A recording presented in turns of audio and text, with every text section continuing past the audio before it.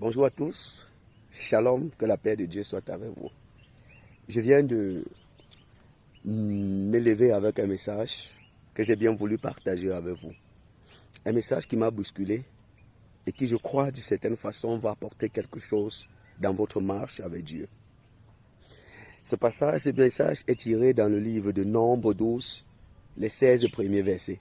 Nombre 12, les 16 premiers versets. Je vais vous situer le contexte. On est là dans un contexte où Moïse a pris une Éthiopienne pour femme.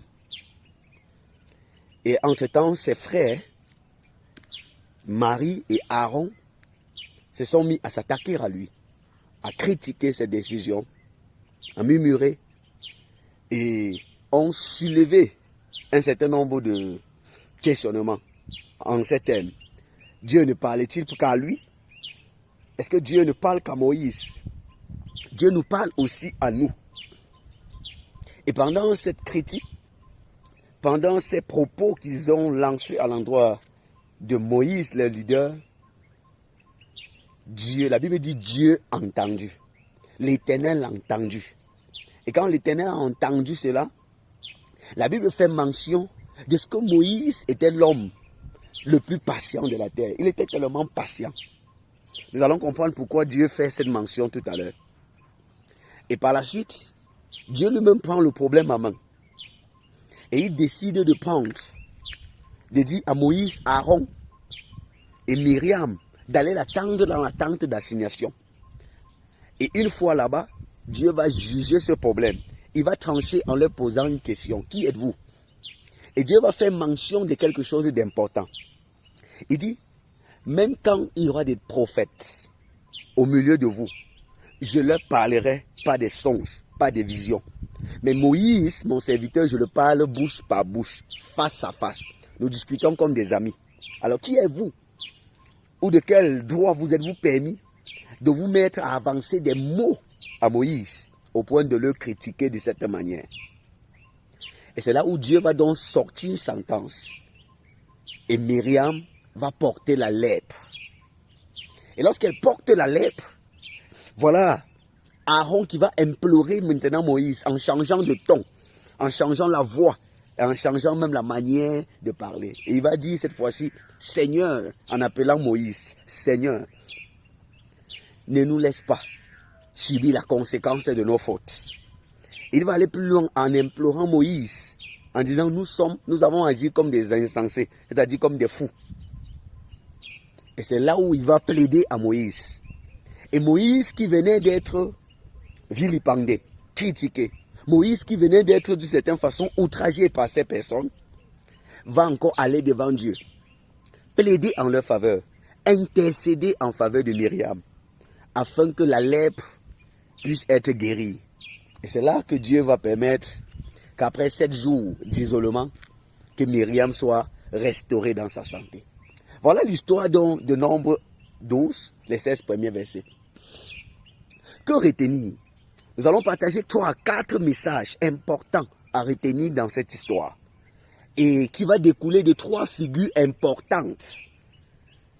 La première figure, ou encore les premiers personnages de ce test qui attire notre attention et dont nous voulons étudier leurs attitudes afin de tirer les leçons pour nous-mêmes, c'est Myriam et Aaron.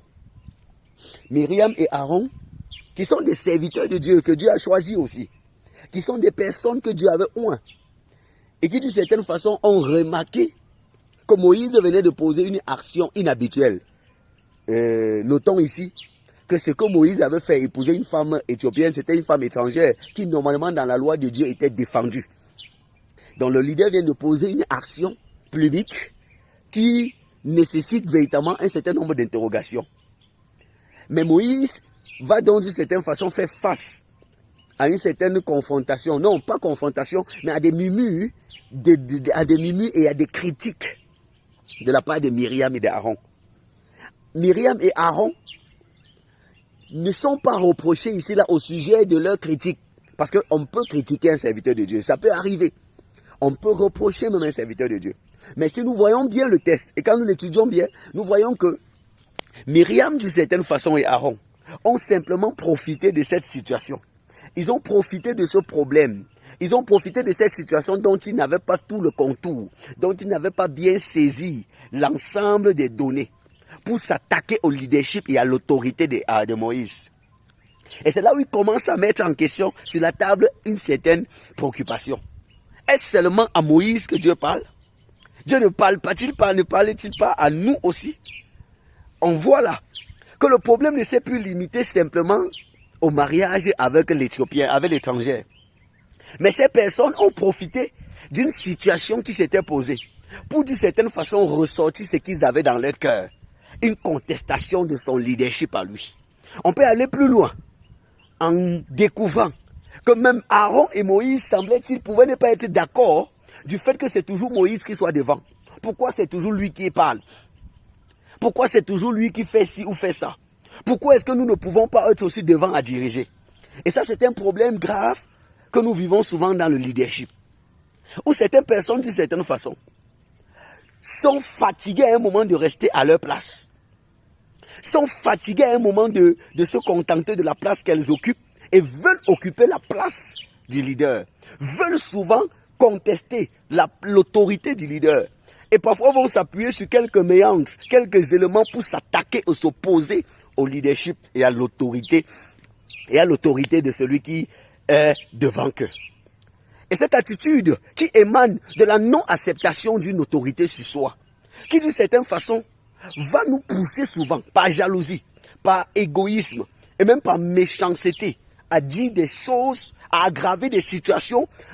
Et quand on est dans une telle situation, il suffit qu'une critique, quand on vient avec une critique ou une reproche au sujet de notre leader, et vous voyez comment votre cœur commence à s'élever, vous condamnez, vous amplifiez, vous dites un ensemble de choses bizarres contre votre leader. Simplement parce qu'au départ, vous n'avez pas accepté son autorité sur vous. Pourquoi est-ce que je dis qu'ils n'ont pas accepté cette autorité? Vous allez voir que plus tard, quand Moïse va tarder à la montagne, Aaron va prendre le devant pour quelques minutes. Et vous verrez que finalement, avant que Moïse ne descende, il aurait fait le veau d'or. Nous devons comprendre que parfois nous ne sommes pas encore préparés au niveau supérieur. Et nous ne devons pas d'une certaine façon contester souvent, à tous les prix, et pour n'importe quelle raison, le leadership et l'autorité de la personne qui est établie. Il y a une catégorie de personnes dans ce siècle, les descendants de Myriam et Aaron, qui ne tolèrent pas que les gens leur dirigent, qui ne supportent pas une autorité établie sur eux, qui sont tout le temps en train de critiquer les leaders ou les autorités établies sur eux. Cette attitude est une attitude de Myriam et d'Aaron et qui finira par vous détruire. Vous ne pouvez pas aspirer à être des grands dirigeants demain. Et aujourd'hui, vous n'êtes pas capable de vous soumettre à l'autorité des autres. Vous ne pouvez pas aspirer, vouloir être des grands leaders, être des grands dirigeants. Et vous n'êtes pas prêt aujourd'hui à être des bons suiveurs.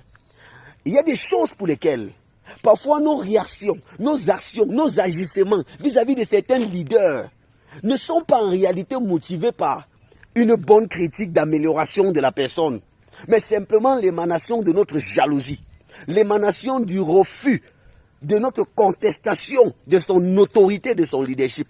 À un moment, nous devons être capables d'accepter que ce n'est pas nous qui dirigeons, d'accepter que ce n'est pas nous qui avons le dernier mot. Nous devons être capables d'accepter et d'être fiers de l'autorité de quelqu'un. Tous ceux qui sont de cette catégorie de Myriam sont tout le temps en train de critiquer à tort et à raison les leaders qui sont sur eux. Et ne cherchent que les failles, les erreurs, pour d'une certaine façon faire cracher tous les venants. Quel genre de suiveur êtes-vous? Êtes-vous de ceux qui, d'une certaine façon, sont tout le temps en train de croire que ce que votre leader fait, vous pouvez faire mieux? Êtes-vous de ceux qui tout le temps ne cherchent que les poux sur la tête de votre leader? Ou êtes-vous de ceux qui, d'une certaine façon, acceptez que même si vous pouvez 1000 fois mieux faire que celui qui est établi devant vous, pour l'instant, celui qui est établi, et vous devez de le respecter et de l'admirer et surtout de l'aimer. La Bible dit d'aimer des personnes et d'avoir de l'honneur pour ceux qui sont élevés en dignité. Et si vous passez à côté de ce principe, cela vous poursuivra très bien. Alors, faites attention. Ce n'est pas parce que nous sommes tous serviteurs de Dieu. Ce n'est pas parce que nous sommes tous en train d'écouter Dieu que nous sommes mêmes. Parce que la Bible dit que lorsqu'ils ont dit ça, est-ce que Dieu ne nous parle pas aussi? La Bible dit que l'Éternel a entendu Et il les a fait une reproche. Même quand il y aura des prophètes au milieu de vous, je ne leur parlerai pas des visions, je ne leur parlerai pas des songes, mais à Moïse, je parle face à face. Même si nous sommes tous serviteurs de Dieu, on n'est pas même. C'est pas parce que les gens sont tous des pasteurs, les gens sont tous des évangélistes, les gens sont tous des hommes de Dieu, qu'ils sont même. Ne commettez jamais l'erreur de penser comme ça. C'est pas parce que vous avez commencé à écouter aussi Dieu. C'est pas parce que vous avez aussi commencé d'une certaine façon à manifester un peu d'onction que vous allez commencer à vous comparer à tous les autres serviteurs de Dieu et à croire que comme Dieu vous a aussi utilisé aujourd'hui, vous valez que tous les autres. Non, faites attention. Dieu fait ici une mise en garde. Il fait ici une mise au point pour dire à Myriam et à Aaron et à plusieurs d'entre nous aujourd'hui que ce n'est pas parce que nous sommes assis tous à l'église que nous sommes même. Ce n'est pas parce que Dieu nous parle tous que nous sommes même. Nous devons avoir une notion d'honneur, de respect et de considération pour des personnes que Dieu a élevées en dignité. C'est un principe noble, émanant de l'humilité et de l'acceptation du leadership des autres. Quand vous avez des problèmes à accepter le leadership des autres, surtout sur vous, vous avez un esprit qui vous dérange. Quand vous avez la difficulté à adhérer au leadership d'une personne, ou tout le temps, vous avez comme des démangeaisons de voir des gens diriger, alors vous avez un problème fort à traiter en vous. Mais bien aimé dans le Seigneur, le deuxième personnage ici, dont nous voulons faire allusion, c'est Dieu. C'est Dieu lui-même. Après donc la critique, après donc la réaction de Myriam, l'attitude de Myriam et de Aaron, la Bible dit que l'Éternel a entendu. Et quand l'Éternel a entendu, il n'a pas laissé que Moïse se plaigne. Il n'a même pas attendu que Moïse se plaigne. Dieu lui-même a pris la situation en main. Et il a convoqué un conseil d'administration urgent entre Moïse, Aaron et Myriam. Il a dit, vous trois là, allez m'attendre à la tente d'assignation. Et on va régler cette affaire. Moïse, je note ici que Moïse ne s'est pas plaint de la situation. Je note ici, Moïse n'a pas fait une prière à Dieu. Je note ici que c'est Dieu lui-même qui prend la situation en main et qu'il s'en va, les juge tous les trois, les deux, et sort la sentence contre Myriam. Que retenir de l'attitude de Dieu? Vous savez, j'ai l'habitude de dire que la malédiction normalement ne se donne pas, ça se porte. La malédiction ne se donne pas, ça se porte. Quand vous faites des choses qui ne tiennent pas, il y a des éléments où Dieu lui-même s'en chargera. Où Dieu lui-même va s'auto-saisir de l'affaire. Ouais, c'est un peu comme les procureurs de la République. Il y a certaines situations, certains faits de société qui arrivent et on n'a pas besoin de porter plainte. Le procureur de la République, lui-même s'est saisi de la situation. Et il s'auto-saisit, prend en charge la situation et entame une poursuite judiciaire. Et vous finissez par être embastillé pour la prison alors qu'on n'a pas porté plainte contre vous. Dieu agit comme ça. Écoutez, quand Dieu dit « à moi la vengeance, à moi la rétribution », il se venge vraiment. Quand Dieu dit « à moi la vengeance, à moi la rétribution », je reprends, il se venge vraiment. Donc c'est pas parce que les gens ne se sont pas plaints d'une situation que vous avez fait. C'est pas parce que les hommes ne parlent pas que Dieu ne voit pas, que Dieu n'entend pas et que Dieu n'agira pas. Vous pouvez faire des choses aux personnes. Vous pouvez abuser des personnes, violer les droits des personnes. Vous pouvez d'une certaine façon vous autoproclamer un ci ou un ça. Et les gens ferment les yeux. Mais Dieu se lèvera quand il estimera qu'il faut qu'il agisse par rapport à telle ou à telle autre situation. Et il proclamera sa sentence sans consulter le plaignant même parfois. Vous voyez que Moïse n'a même pas été consulté pour que Aaron et Myriam soient frappés. Moïse n'a même pas été consulté pour que Aaron et Myriam soient frappés. Faites attention. Faisons attention.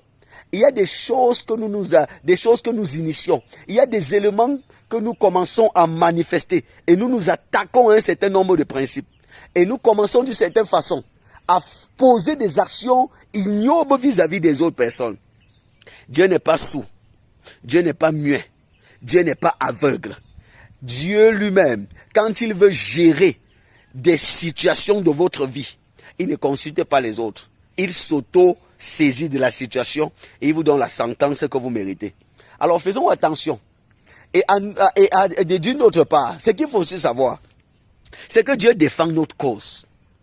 Que vous soyez un homme ou une femme qui subissez des injustices, qui subissez un certain nombre de choses par lesquelles vous passez, prenez votre calme, prenez votre mal en patience, parce que Dieu défend votre cause. Dieu sait ce que vous méritez et il sait ce que vous traversez. Il s'élèvera au bon moment et il défendra votre cause. Vous n'avez pas besoin, et c'est ce qui nous conduit dans le troisième personnage, Moïse. Dans ce personnage de Moïse, dans ce texte, nous remarquons quelque chose d'extraordinaire. Et nous sommes bousculés par le message qui découle de l'attitude de Moïse. Moïse vient d'être contesté. Moïse vient d'être critiqué. Moïse vient d'être méprisé. Il vient même de voir son autorité être bafouée. Mais Moïse ne s'est pas mis à s'agiter, à maudire le peuple, à maudire ses frères, ses collaborateurs. Il ne s'est pas mis à s'attaquer à eux. Malheureusement, les serviteurs de Dieu de ce siècle, nous avons une facilité à maudire le peuple de Dieu, une facilité à proclamer la malédiction dans nos bouches que la bénédiction. Au point où on se demande qu'est-ce qui nous arrive. Est-ce que nous avons toujours besoin de maudire les gens pour démontrer que nous avons une certaine autorité? Est-ce que nous avons toujours besoin de prononcer les paroles de malédiction? Est-ce que nous avons toujours besoin de sortir des menaces contre les gens dont nous dirigeons pour montrer que nous sommes le leader? Écoutez, quand Dieu nous donne un leadership, quand Dieu nous donne de l'autorité, quand Dieu nous donne le pouvoir, la notoriété, c'est pour servir les intérêts de ceux sur qui nous sommes établis. Ce n'est pas pour menacer. Dieu ne nous confère pas le pouvoir, l'autorité, pour que nous puissions dominer, écraser, mépriser les personnes qui sont sous nous. Non. Dieu nous donne l'autorité, le pouvoir. Dieu nous élève pour que nous puissions être une couverture, une protection pour les brebis qui mettent derrière nous. Quels sont ces bergers qui d'une certaine façon, au lieu de protéger les brebis, se mettent plutôt à écraser, à dominer les brebis. Alors, ça donnerait raison à cet adage qui disait, la brebis se plaignant, disait, j'ai longtemps craint le loup, mais j'ai fini par être tué par le berger lui-même. Mais bien aimé, cher leader, nous pouvons être critiqués, nous serions même critiqués, nous serions même méprisés, parfois contestés, parce que tout le monde ne sera pas obligé de nous accepter, d'accepter notre autorité. Tout le monde ne sera pas obligé, d'une certaine façon, d'accepter ce que nous faisons. Mais quelle est notre réaction parfois quand nous faisons face aux gens qui nous contestent? Est-ce que nous devenons fous comme eux? Est-ce que nous commençons à sortir des paroles de blessantes, de malédictions au point où on se demande qui est vraiment le leader, qui est vraiment supposé diriger qui? Parfois vous n'avez qu'à voir certains leaders qui sont contestés, qui sont méprisés ou qui reçoivent des paroles quand on les balance. Et vous les voyez se déchaîner, sortir de leur gond, se mettre à lancer des paroles bizarres, se mettre à faire des choses terribles, au point où vous vous dites, mais finalement, tu es en train de démontrer que ce n'est pas la place que tu devrais occuper.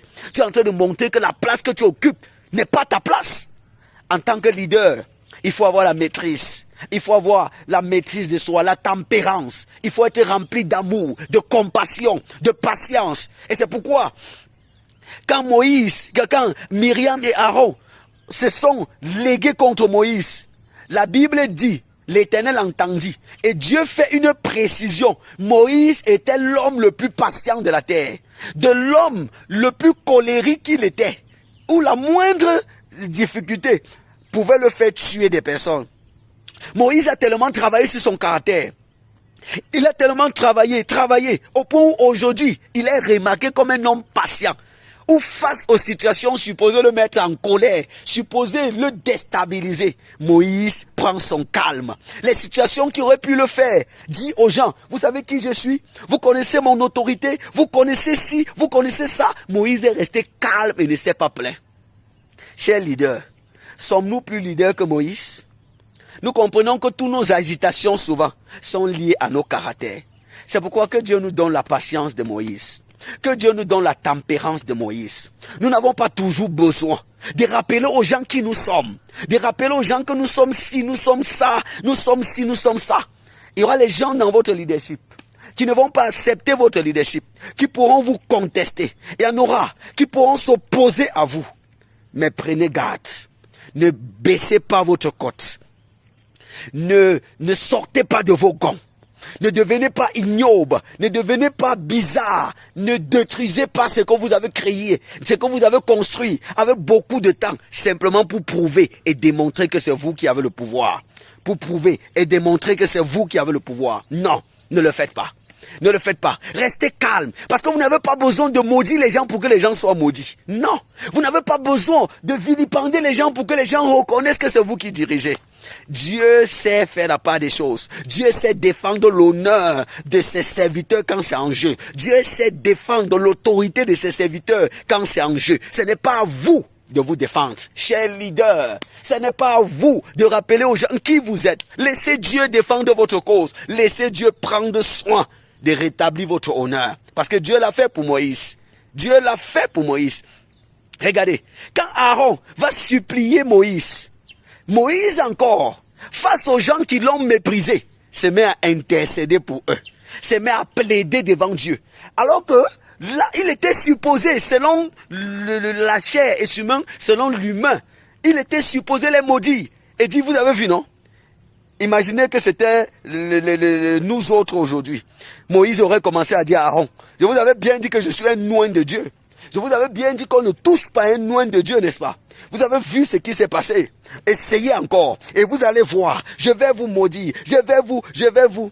Moïse, au contraire, se met à plaider devant Dieu pour ceux qui l'ont méprisé, pour ceux qui sont attaqués à son leadership, pour ceux qui l'ont critiqué. Chers leaders, comment voulez-vous diriger les gens que vous n'aimez pas? Comment voulez-vous amener les gens quelque part alors que vous ne les aimez pas, alors que vous les méprisez, alors que vous êtes prêts à les maudire tout le temps?